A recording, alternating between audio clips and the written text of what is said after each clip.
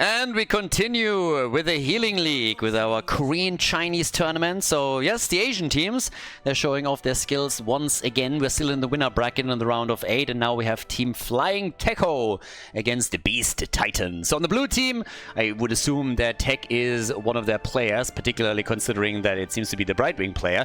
We have them with Diablo and Chen in game number 1. And Jimmy for damage together with Greymane, so definitely trying to go for the Immortals here in Battlefield of Eternity. Whereas Team Beast Titan, so some Attack on Titan fans, is probably the favorite here, considering that we have Wishing in, we have Berber in, we have Capybara in. So some player names that should ring a bell if you've been following the Asian scene a little bit, if you had a look at the Korean players in particular that have played in not only Asian server tournaments, but also international tournaments over the last couple of years. So I would think that the red team is probably the favorite in this one. But let's see who takes it. This tournament, again, has a prize pool of a bit over 3,000 euros. We have 8 teams in total. And we'll cast some of the games live, some of the games will not have a draft because I have to cast them from replays. There's a big time difference to Korea, so I likely won't be able to cover everything live and include the draft. Unfortunately, replay files don't have draft information and also not properly presented.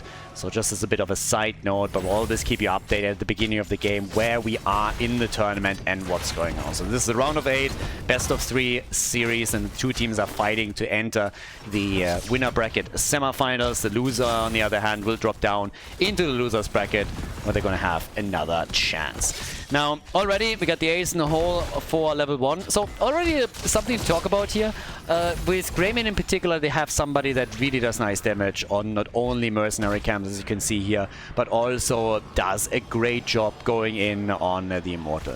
With Jimmy, you have choices. You can, in this case, for example, say, hey, we want to have more Immortal damage, so we go for the Exterminator. But they didn't do that. Instead, they came in and just said, okay, ace in the hole, that's what we're going for here.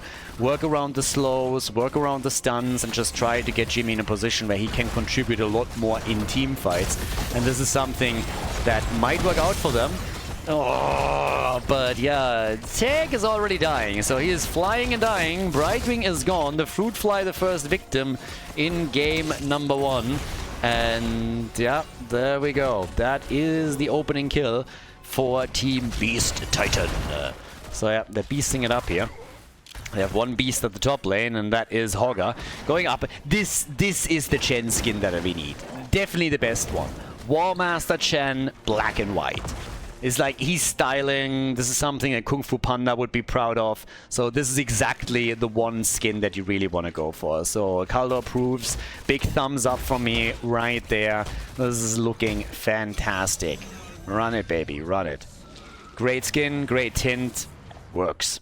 Now, first objective is about to be up. A bit delayed on the red team side, maybe taking a bit too early on the blue team. It's going to be much easier to defend this one. So when we're talking also about the lineups here, I haven't really spoken too much about what we're seeing for Team Beast Titan, but you're looking over to Garrosh and to Maiev. They have a lot of tools where they can really just try and catch somebody on the blue team side and then get the damage in with Hanzo and Maiev, of course. So definitely some options. Greymane immediately on the Immortal. He's like, I know what my job is. I definitely know what I want to go for. So let's go, boys. And Diablo becomes very quickly the first target here up at the front. So, yeah. Talking about Diablo. By the way, if Blizzard releases a new season for Diablo 4, nobody plays it. Did it really happen? Don't really know, but nobody seems to care about it. But apparently they're getting the game out of beta. Good for them. Slowly and steadily they're introducing all of these features and things that they should have included in the main release. But yeah, viewer numbers for that game are still below Heroes of the Storm, which is actually kind of funny. there's a certain amount of amusement. Diablo is not amused though. Diablo is dead in fact. So yeah, it seems like the first Immortal. Oh, it's a close one, but the red team gets him.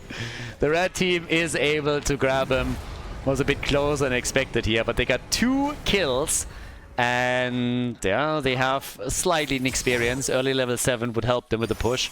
We have down at the bottom of the map our solo lane still established, but up at the top, this is where the real party is now starting with the extra talent for the red team. And here we go. We got them destroying the wall. Easy peasy. I don't think they're going to get their fort here. Yeah, they're going to get some damage for sure. I mean, obviously, if you all of a sudden have Garrosh go for a big play and Capybara is just moving in and taking them out, then that's a different story. But at least for now, they're getting some serious damage in. Greymane should probably go into Worgen form. Yep, and does, and chunks it down. But that fort has taken way more damage than I initially thought they would be able to do. Oh, the tether, the pull. Everybody is just getting flipped around. Red team is able to walk away, though. So they're getting out of the fight. Not really a massive problem for them here. Still looking good. And down at the bottom of the map, we're now having still our 1v1 setup between Chen. Ah, I love that skin. And up at the top, of course, the party continues with the few camps that are still available currently being fought over. Top damage to Svat, Hanzo, nothing too crazy here. Obviously, it's going to have a massive impact. Always a fantastic pick when, well, pretty much disregarding the map. But on this one in particular, he adds a lot, of course. The blue team takes the camp, so I like it. They're not giving up on any of these fights. They have to be careful with Jimmy. Lacks the mobility to get out of the fight, and they need to move a few more heroes in to soak the damage, or Jimmy would have died there. But the camp is now defeated. They at least stole it. Nobody died, so good for them. They're still waiting for kill number 1, though, the blue team. We have at level 7 now, the unstable compound. We get the elusive brawler. And yep, with this is now the next attack for the top 4, then I guess this is gone. Thanks to the minion wave pushing in, they can easily enter range, and that should be the end of it. And even of Diablo maybe. Nice flip here, and a good tether follow-up too. Well played combo from Capybara and Quokka, so nicely done by the two of them. Garrosh and Maiev working in tandem to get the kill against Diablo, and then they got the fort as well. Nicely done. Very well played. And you look at experience, they are on level 10. So this is glorious for them. They have level 10 the second.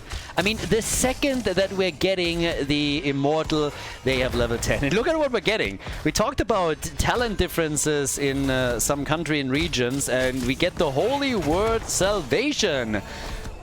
And when he has all the words, he has the best words. Everybody says so. Amazing, amazing words. Great words, great words. Believe me, believe me. So yeah, Anduin is going full words here. He has all the words, he has the best words, of course, and the best word seems to be today's salvation. So we get the bubble. We get the bubble, ladies. It's been ages since I've seen bubble play, so yeah, let's see what they can do with that. We got nearly, I mean, this is nearly a full shield on the Immortal. If they just push in at any point there.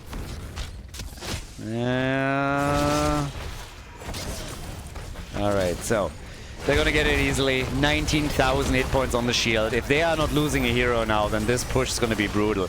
Oh, Devils is pushing them back with the ult. That means that they don't have it ready for defense. Oh, that's gonna hurt. That's really gonna hurt. So, Anduin, our little bubble boy over here, is gonna try and shut them down. It's actually a bit of a weird choice too. He can just be kicked away. So let's see what they're gonna do with that. But yeah, I really expected them to just go for the traditional engage. Depends always who they're gonna use that for. There's the Keck already. The problem is that Jimmy nearly died, so currently nobody on the red team side is really low. Maybe Maiev finally. Top lane pushed by the mercenary camp, bot lane by the Immortal. First fort is already gone, and they haven't given up on making this hurt a bit more just yet. Nope, they want to go for gold. And they also would love to play this one out without even losing heroes. So far they've done a great job with it, but we're still only 8.5 minutes into the game. So yeah, not too much to be done with Immortal number 2. They got the fort, that's all they can hope for. Both forts are destroyed. Outer ring of defense is gone. Now at the top lane, Chen is taking over. They're leaving the map open, which allows the Beast Titan team to go straight in and steal some of the camps away. With Maiev now moving towards the top, I assume they are going to try and get this one as well. But the blue team would love that too. So, yeah, Maiev has to move out here. The rotation is happening though, so they want to fight for this. And yeah, I don't really blame them. Disc is already out. Camp is taken though. Are they going to pay a price for it? That's the bigger question. Chen kicking out. Yeah, they go for Jimmy. Here comes Hogger. They've won that fight. They forced the fight. They wanted the taunt. And the Panda in trouble. The Panda is in real trouble. Is about to get out. Another flip from Capybara's Garrosh. And they kill Jimmy. Jimmy is gone, and yep, at the bot lane, the camp is still pushing, but after Jimmy fell, it's Diablo's turn to die. He goes down, 5 kills to 0. It's an arrow, baby. Ooh, yeah, that is hitting the continent in a moment. Level 13 is ready for them now, so we have them with also the boots. The boots for Anduin. And thanks to their camp still being alive at the bottom of the map, they could actually push here, but they're going for the Immortal again, and they're actually poking the top side down a bit too. So once again, the talent advantage. I mean, nothing has really changed from the last Immortal outside of the fact that it's a bit easier to play into an opponent that has a level 13 lead over you than playing into an opponent that has a level 10 advantage. So, yeah. Either way, Immortal is up, and they can chunk this one down to 50% fairly quickly, I'd say. I don't think the blue team is going to be too eager to fight this before they have level 13, considering that they're fairly close. So top side, they can just simply go for one wave. Brightwing is down at the bottom of the map, was trying to get a bit of experience there, and they should get this soon. Experience, there's a little bit still missing. But they have to now go for it. The halftime show's over. Immortals have landed. There's their 13. Quick picks are happening. And now here comes Chen again, looking for the Keck and for some isolation plays, going straight for Anduin, interrupting the ult attempt, but they are still finally getting some kills here. Anduin is gone, and so is Maiev. Maybe a moment where they can bring this back. I mean, now there's the opportunity to maybe bring this back here. They need to win the objective. Anduin down for 16. We have Maiev down for 10. And yeah, of course they're still poking or trying to. If Hanzo is able to get a couple of shots fired, then they might be able to sneak it in after all.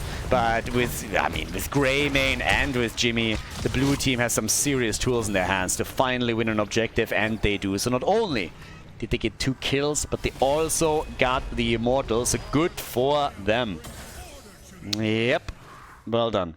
So, I mean, Anduin, he can talk the big words all he wants, but if the opponent's team has a pacifier, then he just doesn't stand a chance here.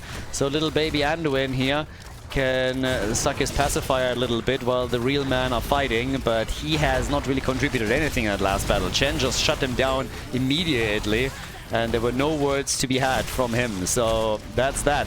And now the chance for the blue team to go for a little victory up at the top. But here comes from the back Hogger, trying to go for a hit.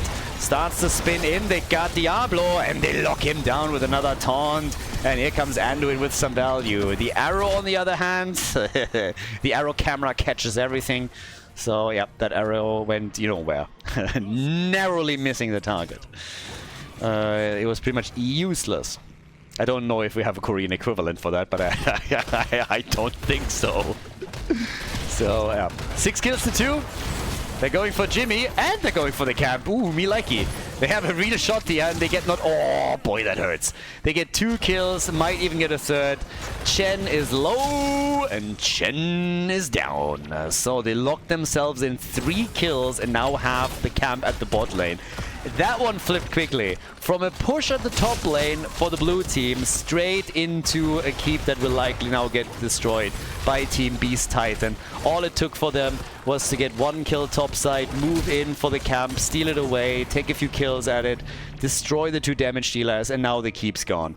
They haven't even lost this fort, which is kind of ridiculous in the first place.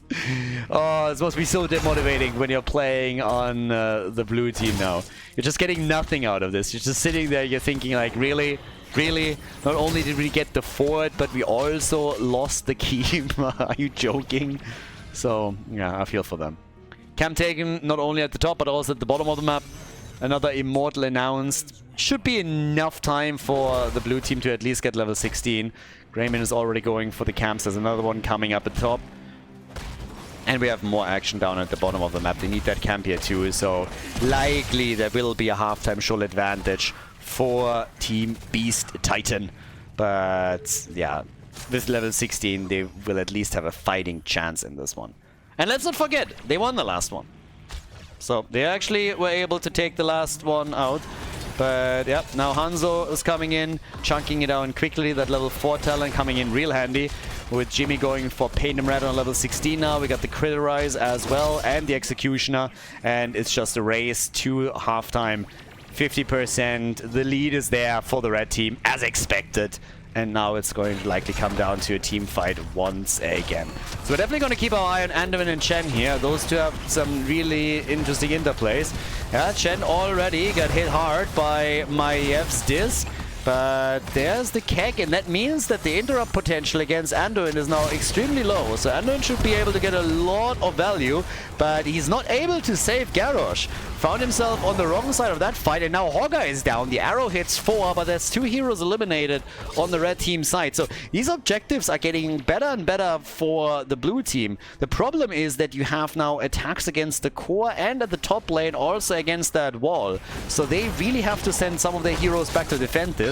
Diablo's trying to defend together with Chen the Immortal, and it's Jimmy and Greymane that at the top are trying to win the objective for the team, which they are likely going to do right now. But it doesn't change the fact that these lanes are getting hit hard, and so does Chen. He gets hit hard too, and he dies. Jimmy a bit too aggressive there as well. They haven't gotten the Immortal yet, but I would still assume that the blue team is now going to be able to take this one. Maybe? Can they get it? If they make a full commitment here, they actually have a chance. Oh, so close. But yeah, it is a flying Tekko that is getting Immortal number 3. But they've lost Chen earlier. Now they have to move Diablo back. And boy, oh boy, he nearly got Hanzoed. Oh, shots were soaked up. Everybody low there, and Chen is not ready yet. So, they should be able to take this one out with ease. Nobody's pushing with it even. Chen is just now back. Blue team still has to defend their lanes. But Jimmy is a man on a mission. He wants that fort. And I don't blame him. I would want that one too. So yeah, takes it out. He's like, finally! Mission accomplished. My work here is done. I'm out. And yep, off we go. They're trying to force the fight again. It's gonna be another 5 versus 5 if they go for it. That level lead is still there for the red team. So they're on level 19 now. Don't have level 20 talents yet, so that doesn't help them. Damage output, 83,000 for Hanzo. That little fucker has double the damage of what Jimmy currently has. That little shit out of the bow. You're watching, Hawkman? That's how it's done. That's how you have an impact. We'll take a lesson from Hanzo. There. Oh, the arrow this time. There we go. But Maiev is dead. So is Diablo, so is Brightwing. The fruit fly gone, and the camp is still being fought over, and I guess this time it's the red team who grabs it. So not only do they get a fair amount of kills, 3 in total thus far, they're gonna get Jimmy too, so that's a 4th kill. Diablo is back, but it nets them enough experience to get to level 20, and now it's just a question of what exactly they're gonna try and do with it. And from the looks of it, they want to end the game. Of course, down to the bottom of the map now. Going for a camp on top of it too, and that's gonna be the play. Holger with huge plays in that last one as well. Now we're getting the Titanic Might in. Hanzo is going for Bullseye, and they're playing it safe. They're not even going for the core. They're not just YOLOing it out there. They're waiting for the objective now. They're taking a few more camps at the bottom of the map. So with Holger logging another one in, there's going to be a lot of pressure on the blue team's core, and they really will have to make a choice. Do they defend their core? Do they sacrifice a couple of hit points? Or do they just go for the objective? I mean, you can't hit all bases right now. They can't cover everything at this point. They gotta do something. So they're defending as the red team is already decimating the hit points of their Immortal. Now, to be fair to the blue team, they won the last 2 Immortals, even though in both cases they initially fell behind. So let's not forget about that. But now it's a halftime show victory, and it's a camp at the top that gets taken. And down at the bottom, there is still one camp that is assisting the minions. And there's a catapult now moving in tune. We're 18, 19 minutes into the game, so this is actually starting to matter here. Hanzo just joined the 6-digit club, 100,000 damage for him. And that minimap just doesn't look good for Flying Tekho. There's camps everywhere, core is getting attacked now, and that shield on the core is gonna suffer, and they still don't have level 20. So they're fighting against an opponent that has Storm Talons over them. Their top keep is going to be destroyed very likely if they don't send anybody back home, thanks to the Shaman camp and the catapults that are now amassing there. And down at the bottom of the map, their core is already under attack. So they are on a timer here, for sure. And it is not looking great for them, especially if Jimmy gets caught here. So Jimmy, yeah, gets away, nearly got taken out by Hanzo here. Shield on the core slowly falling, top keep in trouble, and it is Jimmy that dies first. Jimmy is dead. Hanzo just pox, gets mad damage out. Diablo and Greymane are all gone. Top keep is already on 50% HP, and now the core is starting to take damage as well. They can of course start to defend this, but in this case, Team Beast Titan doesn't even fuck around with that Immortal anymore. They're instead going straight for the core, and why wouldn't they? Shield already removed. Top keep gone. More catapults pushing in. Only 2 defenders. Chen and Brightwing are the only ones. They're even chasing them. Kills matter. They're going in, trying to take every single one out. 5-man team wipe. The entire team mopped off the floor, and this is the lead in the best of 3 series here in the winner bracket of the Healing League for Team Beast Titan as they take the victory on Battlefield of Eternity. Before we head into game number 2, make sure that you subscribe to the channel if you haven't done it yet so you don't miss out on any future content here on Khaldor TV. Second game in our best of 3, we are on Towers of Doom, Team Beast Titan with the lead, and now it's their turn to go for Chen apparently. Alright, keep in mind there are no draft rules here, so we had a lot of tournaments lately where we had either pre-bans or teams couldn't play the same hero in the same series more than one time. All of this doesn't exist here. This is just normal pick and ban phases, nothing else, no special rules. On the left side, we got Team Flying Tekho now. They got to win 2 in a row if they want to move in to the next round of the winner bracket. We got them with Deckard Cain for the heals, and they're actually going for Kerrigan, Diablo, and Hogger at the front line, with Hanzo being their main damage dealer from afar. Over towards the right side, the red team, with Chen main tank, Capybara playing him. I'm just catching that now. Blaze as their side laner, and then we have, in addition to that, also Maiev for them. So the big fat Panda is playing side lane, main tank. I kind of like that. A little bit different. I like that the team's experimenting here slightly. I've been talking earlier about some of the changes when you're talking Western meta versus Eastern meta. And obviously the Korean and Chinese scene, they've been struggling a lot. We saw that at the Nations Cup that we played out. We saw that at the offline events in Miami, the international ones that we played out earlier this year and last year. So they definitely struggled quite a bit there. Not too far, but nothing that you can't salvage, but they don't have as many tournaments as we have in the West, and that is definitely a problem to keep your esports scene alive, to have some healthy competition going on and get all that practicing that you really want in these instances. So all plays a bit of a role there. Now, with this being Towers of Doom, might be a completely different setup now. The teams are actually a bit more even in game number 1 as I expected. Team Beast Titan coming in as the favorite, as I already highlighted in the first game. But the blue team won 2 Immortals and had some opportunities. Now, overall, it was still pretty clear that the red team was just better. But with some luck, with some good plays, and maybe a nice combo from Kerrigan, they could maybe do something, but not just yet.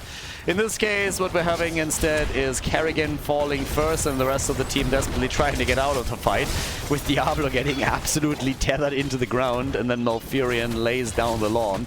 The old geezer yelling at everybody, and yeah, they nearly got another kill. So Diablo made it out. Chen with the Withering Flame here. And they're getting a nice connect with those pumpkins. So good damage at that wall, and they're not letting up on anything. I mean, these guys are just pushing. A little bit too much though, because this time Carrigan is hitting it hard and gets the kill. So Tychus is gone, and that puts them 1-1. So they already have one on the scoreboard. Tychus, by the way, with a dash as his level 1 talent choice, and I'm a bit curious to see what exactly he's going to be following this up with. Because, yeah, okay, the bigger they are. They go for the bigger they are with dash. It's actually fairly interesting to see Tychus this often now. It's not only in this series that he's been played, but also in the previous one. Particularly when you think about what Ultralisk also said a lot. Like, he personally thinks that Tychus is highly overrated and feels that he's going to be dropping off more and more. But we've seen Tychus used in the past a lot by the Korean teams. It's one of the reasons why for a long time Tychus appeared fairly regularly in the European meta as well. And we had him represented in a lot of the matches, also at the Nations Cup and other tournaments, particularly when you're looking at certain maps like Infernal Shrines. But the pick priority is definitely much, much higher over here on the Asia server. So, yeah, they love to get Tychus involved in these matches.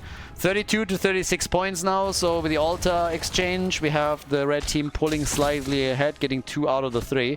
Deckard Kane is going for the Ruby. And Diablo's going for Malfurion. Gets locked down, straight tower range 2, and nearly dies. Is still able to make it out of that fight, but that nearly turned against him. Good move by Malfurion.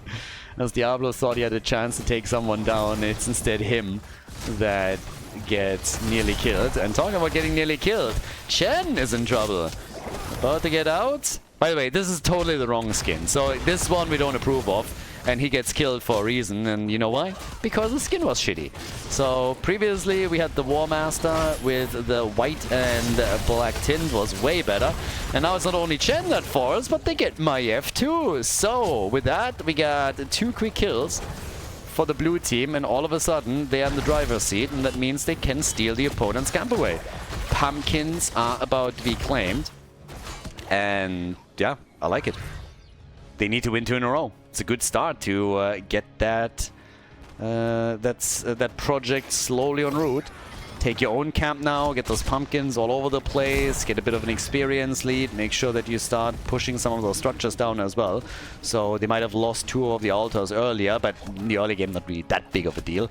But as long as they can be this aggressive during the fights and get themselves some kills and slowly pull ahead, they might have a chance to force game number 3 in this series. So, yeah. Red team obviously has something to say about that, and they're going again for the front line. That tether and root combo is something we're going to see a lot. And they're coordinating it really well. Now, I'm also curious what's happening with level 10 in this one. They have decided to go for Chen as their main tank option, and I can only assume that we're going to see Kek plays here. But first and foremost, there's another stun combo. Carrigan is doing her best to take the Panda down, but Chen is one hard to kill bastard. So now Maiev comes in again. They tried to follow that up with a stun, couldn't. Carrigan misses the combo on the other hand. So there's a lot of roots and CC tools that are just doing nothing in this fight. And the blue team is getting closer and closer to level 10. There it is, that lead in experience that I highlighted a bit earlier. They did a great job with those kills, and then they stole the camps away, and now they get an early level 10 because of it. So that means we have them with an opportunity to maybe force the fight and get a kill, just as those altars are soon TM up again. 28 points on the core against 32. Level 10 is in on both sides in a moment, but we get the Lul Nado! Alright, let's go for all the Luls in this one. More books, the better. Yeah, and here we go. By the way, Ahsoka, I watched some episodes of that series, and it's such a shit show. It's unbelievable.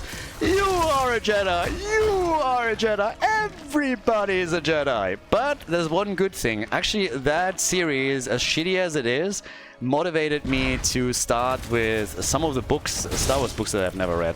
And I gotta say that the Thrawn trilogy that I'm reading right now is actually not too bad. Heir to the Empire was decent. It's pretty okay. But yeah, The shitty shows these days is brutal. But it's also pretty shitty for the blue team because how quickly they lost Hanzo here. So he got murdered and now the entire fight is falling apart for them. They're trying to recover this, but now both teams on level 10 and thanks to the Keck plays, we already have them pinned down into a corner. The fight isn't quite over yet. The red team might actually lose some heroes here. It's Tychus that falls and Kerrigan dies too. They still have their support though, but the old man just waddles away and gets murdered. So yeah, didn't really know where to go there. So with that, we now have Deckard down, and that's 2 kills for the red team. Sorry, so yeah, they get that. But yeah. Nah, like I'm honestly having a lot of fun. I don't know if any of you guys are watching Critical Drinker or Disparu and all of these guys, but whenever they take one of the episodes of Ahsoka and just analyze it, I just have such a good time. I don't even watch the actual show anymore. I'm just watching those things. The clips alone are more than enough. Everything that I watched from Ahsoka, I think like 6-7 episodes, was so fucking bad. It's unbelievable. These fights, the choreography is so horrible. And the story, I mean, there's not even a story. It's just dumb. And people that are running around like, it's a good show. It's just like, dude, like, you're literally falling for the oldest trick in the book. They're presenting with a couple of member berries and nice images, and you're clapping like a fucking seal here. The shit these days, it's ridiculous. So bad. I can sense she left a force imprint. I know exactly what happened. It's so fucking bad. Disney Star Wars is so shit, it is amazing. And it amazes me more than anything else that there's still people that are sitting there and just clapping. It's like, oh my god! Darth Vader! It's like, yeah, fuck off. 7 kills to 7! So I gotta say, I love how the blue team is fighting back. As much as I have to make fun about this shit show of an entertainment show a little bit, what we're getting here is pretty awesome. I love that the blue team is fighting back. We had earlier a team that really struggled in the winner bracket going up against C8. I mean, for good reason. C8 is one of the favorites to make it to the grand final, I would assume. But now against Team Beast Titan, who also is rocking quite a few players that are extremely strong, I like that the blue team is fighting back as much as they can. They came in, they drafted right from the beginning, heroes that have a lot of CC, and they are just trying to run the stun train on them. And they're doing pretty amazing. So if they can pull it off, that would be fantastic. A bit behind the experience, but there's the next big team fight. And it's again Hanzo that gets caught here. He really needs to be careful. This is the 3rd time that he fell. And it's one thing if it happens to Kerrigan, who consistently finds herself at the front line. But Hanzo should honestly stay a little bit farther back and get at least his arrow connected. And that didn't happen either. So now the team is falling apart since they don't have their damage dealer. They are still fighting through this a little bit, but the red team has obviously smelled blood in the water now and is going deep for additional kills here. Trying to make the play, and they... Oh, the combo! Kerrigan! Yeah, but they are still fighting 4 vs 5. Arrow, baby! And it only hits Chen. That could have been big. Imagine the backline. Imagine these 3 clustering up like this and getting hit by the arrow. That would be an absolute fight changer. Hanzo is back to business though. This fight has lasted ages, and now the red team is losing heroes. Kerrigan is also gone, so that's the next one out. But they killed Blaze, so it's a 4 vs 4. Chen again? Yeah, still in the thick of things. He wants to fight it out. He is definitely going for it. But boy, this fight doesn't end. Damn, son. They are absolutely murdering it. Now, the blue team has a bit of a problem. The blue team is on 16 points on their core. So they fight back, they get their kills, they have the experience. Their problem is still that they have not a lot of points on the core left. Now, this is Towers of Doom. You can, in the late game, turn this game around. A bit of dominance in team fights, death timers increasing, and you gaining momentum and map control can help you to easily turn the game. You convert a couple of bell towers over, take some of those altars, and you're good to go. If they can get to that point or not, that's the big question here. And, well, I guess we'll find out, but they're not out of this yet. 16 points, yeah, looks like a lot, the gap. But if they can win some team fights, it's a different story. Hogger comes in. Malfurion already with the heals. They're trying for Tychus down here, and Tychus is dead. Tychus gone. The Renegade, but Kerrigan is also eliminated. This is the 5th time that she's down, isn't it? So level 16 for both teams now, but it's an absolute bloodbath. They're turning Towers of Doom into a graveyard here. One hero dying after another. Once again, Diablo looking for the engage. Oh, and Malfurion is alive. Juking, jiving, trying to waste their time as best as he can. But the outcome is inevitable. Hanzo dead, Malfurion dead. The fight it's not really over. What a game. 10 kills to 11. I love this. They are continuously all over the place with this. Chen on the left. He's still trying to fight. Blaze is going to top, trying to sneak in the ult at the top left. But Hogga is there too, so they could go for a trade as everybody is interrupting down at the bottom. And yeah, Deckard Cain in particular is in trouble here. Needs to be very careful. If they lose their support now, that would be a disaster. Chen has his ult, can keg away, might have to, and does immediately upon seeing Karrigan. He realizes that if he doesn't get the hell out of there, he's going to get murdered. So Chen is out, still had the fountain to tap, but Deckard Cain is now going for the channel, 4 shots fired, and up at the top they're gonna go for an easy exchange. Diablo, even if you would try to go there, would be too late. So 2 alders for the blue team, and this means we're now 12 to 24 on core points, but they're not giving up on this at all. They're just going for one fight after another. YOLO!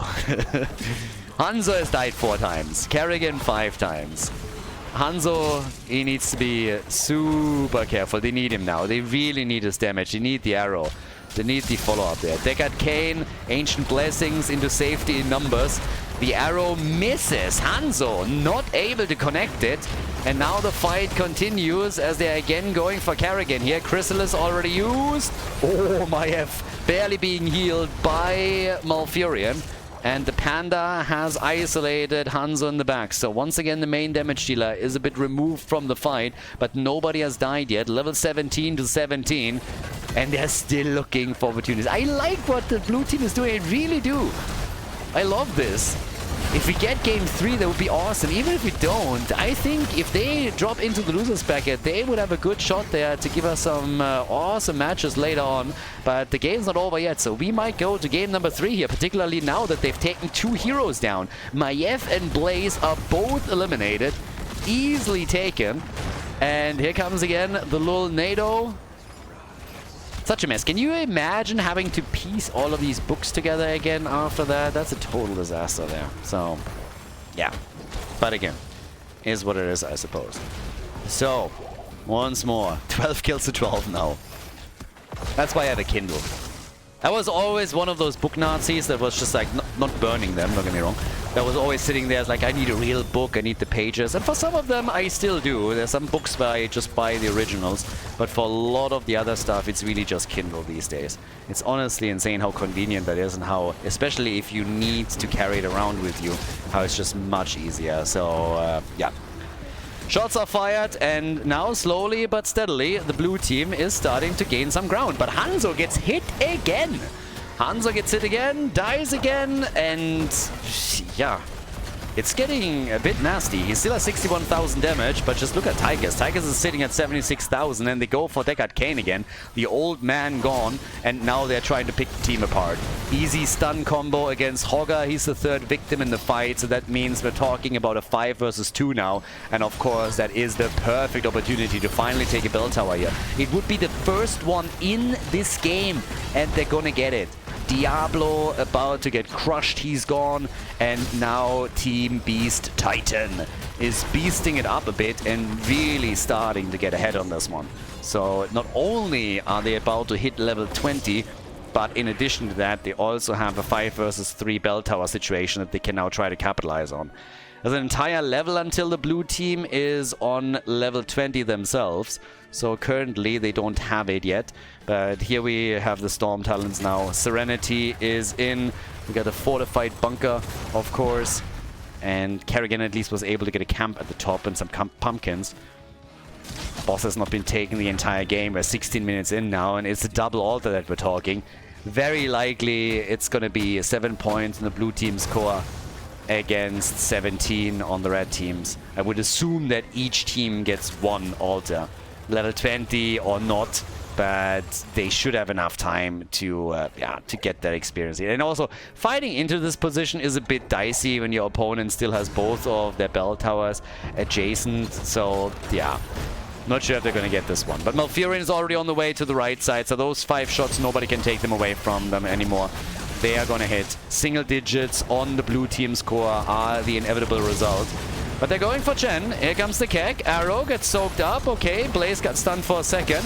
But here should be heals ready in a moment. And they're really fighting for this. They really want this. They want to capitalize on level 20 and go for that, despite the position not being the best. And they lose Chen as a result. If they can at least get a counter kill, but they can't. And Maiev falls. Level 20 for both teams now. Fighting into this spot was definitely a mistake for Team Beast Titan. It didn't work for them. And now we have... Yep. Oh, Blaze and Tigers both dead. Now this one they should still try and take back, but of course they also want to remove the boss as an option from the opponent's team. So now that they got their own altar and the 3 shots, they are going to add another 4, turning this one down to 13. Guys, we are getting a pretty close game here. Keep in mind, they just obliterated 4 heroes, so only Malfurion is on the map. That gives the blue team a big chance to take their bottom bell tower back. This shouldn't even be a question of what's going to happen here. And now with level 20 on both sides, with Deckard Gain going also in the perfect gems here. No control again for Hogger. We fight on even talents. Talking Hogger, he's taking the camp away. So he's taking this one, and this is the big opportunity now to force game number 3.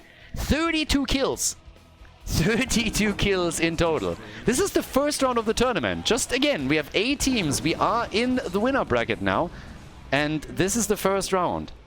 So, yeah, bell tower gets taken. And here's a big chance that I've been talking about earlier. If you gain control in the late game, you can really turn it around quickly. And the difference between these two is tiny at this point. We're talking 6 points on the core. That's a single altar channel. Nah, not quite, but close enough. Maybe some pumpkins make it through as well. Single altar, talking about it, coming up next. Chen gets stunned out with a bullseye here. Blue team really trying to bring the fight now to them.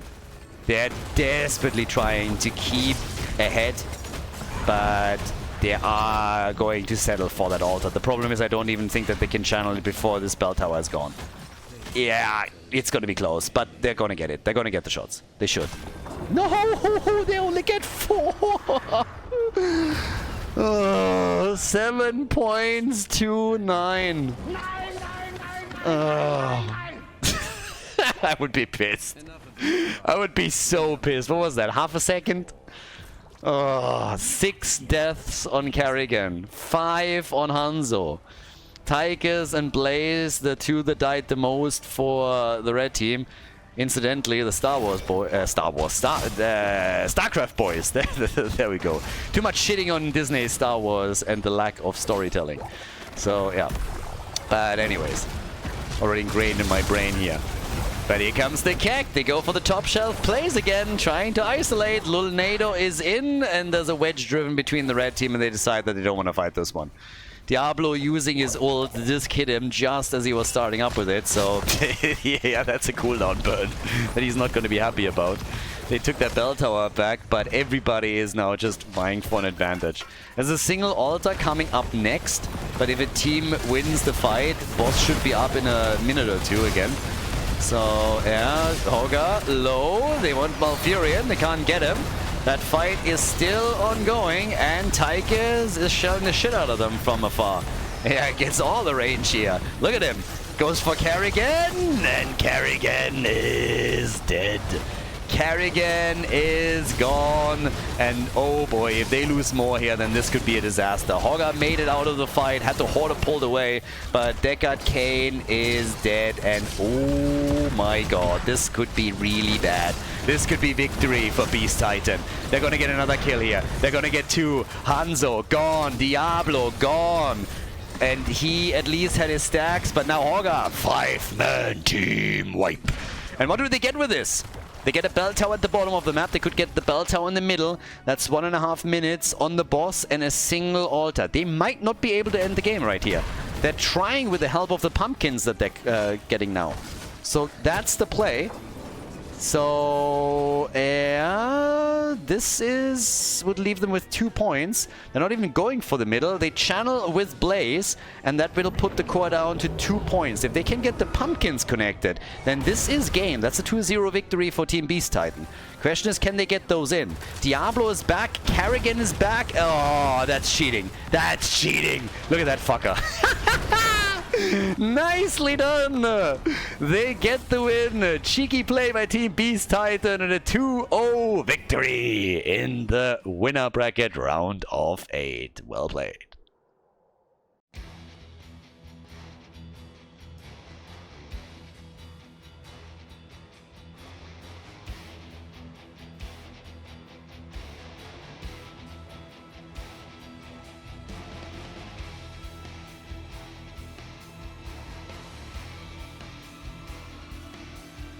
Thank you everybody for watching the video today. I hope that you enjoyed the show and the commentary. And keep in mind that the spoiler protection that is going to run for the rest of the video is made possible by all the support on patreon.com. So guys, if you want to support my work, if you want to help me start new projects and keep the spoiler protection in place, please consider heading over to patreon.com/Khaldor. There's also a link in the YouTube description, and check that out. Thanks in advance, and see you guys next time with more esports coverage here on Khaldor TV. Have a great day.